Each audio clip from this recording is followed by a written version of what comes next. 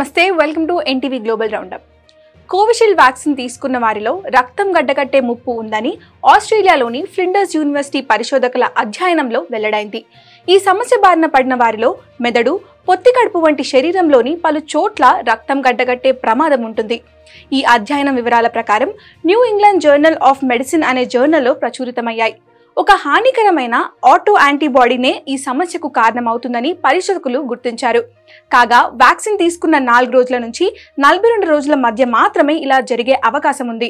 వారిలో తీవ్ర తలనొప్పి, పొత్తి కడుపు నొప్పి, వికారం, వాంతులు, వెన్నునొప్పి, ఊపిరి తీసుకోవడంలో ఇబ్బంది, వాపు వంటి లక్షణాలు కనిపిస్తాయి. దుండగుడి కాల్పుల్లో తీవ్రంగా గాయపడి ఆసుపత్రిలో చికిత్స పొందుతున్న స్లోవాకియా ప్రధాని రాబర్ట్ ఫీకో పరిస్థితి ఇంకా విషమంగానే ఉన్నప్పటికీ నిలకడగా ఉంది.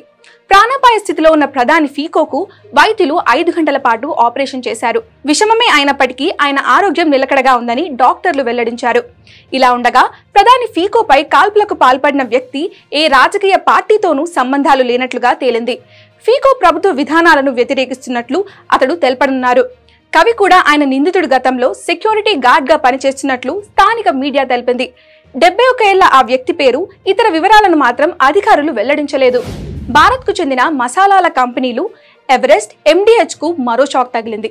ఇటీవలే సింగపూర్, హాంకాంగ్ లో వేటుగా గురైన ఈ కంపెనీలపై తాజాగా నేపాల్ కూడా బ్యాన్ విధించింది.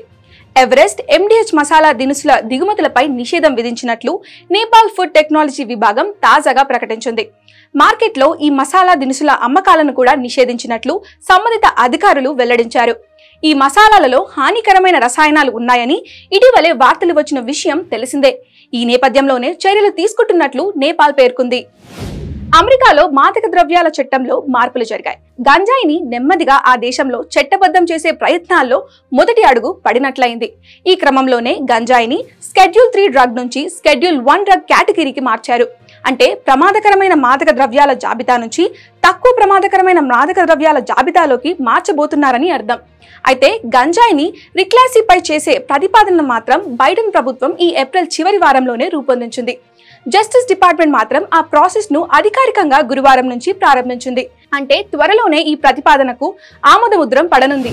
అమెరికా ప్రభుత్వం ఉత్తర కొరియాను డాలర్కు దూరం చేసిన విషయం తెలిసిందే.